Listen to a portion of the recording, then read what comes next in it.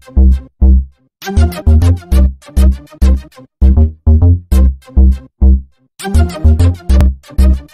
اللہ الرحمن الرحیم۔ السلام علیکم۔ آج ہم کریں گے 90واں idiom a piece of cake.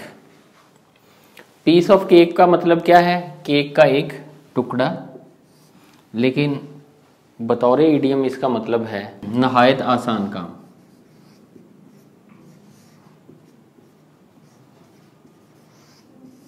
کوئی بھی کام جس کو انسان آسانی سے کر سکے، جس کو کرنے میں پریشانی نہ آئے، وہاں پہ یہ استعمال کیا جاتا ہے اے پیس آف کیک۔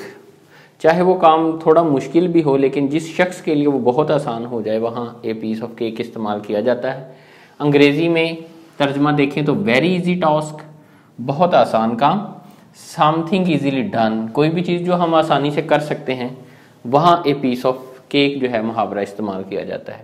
اس کے اوریجن کو دیکھیں کہ یہ کہاں سے شروع ہوا اور اس کے پیچھے کیا سٹوری ہے، تو ایک سٹوری جو ہے اس کے ساتھ جوڑی جاتی ہے، لیکن مجھے وہ ٹھیک نہیں لگ رہی تھی۔ ہو سکتا ہے اس کے ساتھ کوئی تعلق ہو بھی، لیکن یاد رکھنے میں ضرور مدد دے گی، اس لیے ہم نے اسے لکھا ہے۔ ویسے بھی علم ہونا چاہیے کہ کون سی چیزیں جو ہے ایڈیم کے ساتھ جوڑی گئی ہیں۔ تو یہ کہا جاتا ہے کہ 1870 کی بات ہے، 1870 عیسوی کی بات ہے۔ امریکہ کے اندر ایک ٹریڈیشن تھی، اور اس ٹریڈیشن کے تحت جو حبشی غلام تھے، جو کالے غلام تھے، ان کو ان کے جو گورے مالک تھے، جو وائٹ آنرز تھے، وہ ان سے ڈانس کرواتے۔ اس ڈانس کا نام جو تھا کیک واکس رکھا جاتا تھا۔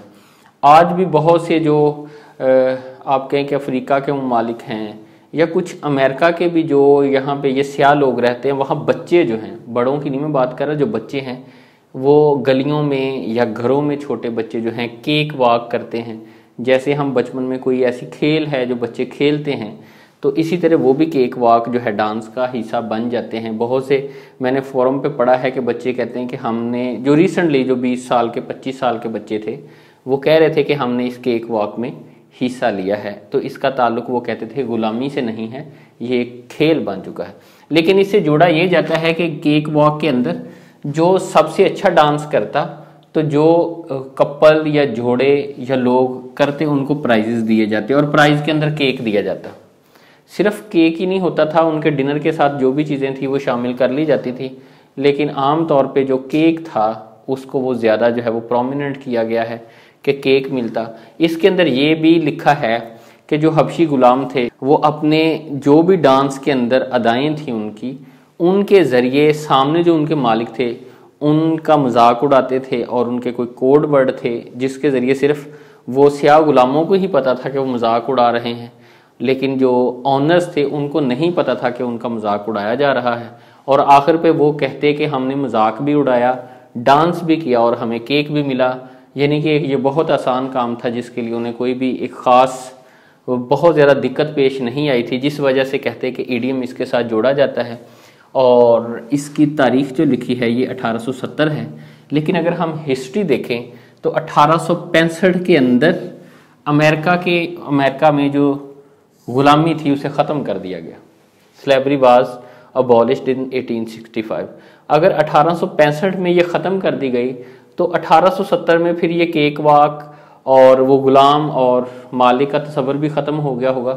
لیکن میں نے یہ بھی پڑھا ہے کہ بے شک 1865 میں غلامی ختم ہو گئی تھی، لیکن پھر بھی کچھ علاقے ایسے تھے وہاں غلام جو تھے وہ رکھ رہے تھے یا رکھے جاتے تھے، یا جو غلام تھے وہ بطور ملازم اپنے مالکوں کو چھوڑ کے نہیں جا رہے تھے، کہ اچانک غلامی ختم ہونے سے ان کے آپ کہہ سکتے ہیں کہ کہاں جائیں نا، کاروبار بھی ڈھونڈنا ہے، ملازمت بھی ڈھونڈنی ہے۔